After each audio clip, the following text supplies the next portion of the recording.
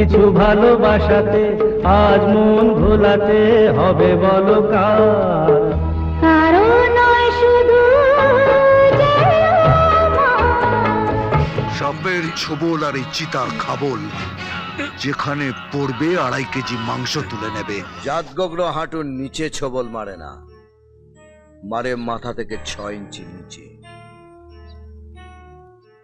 হাড়িয়া পর্যন্ত যেতে হবে না। হ্যাঁ,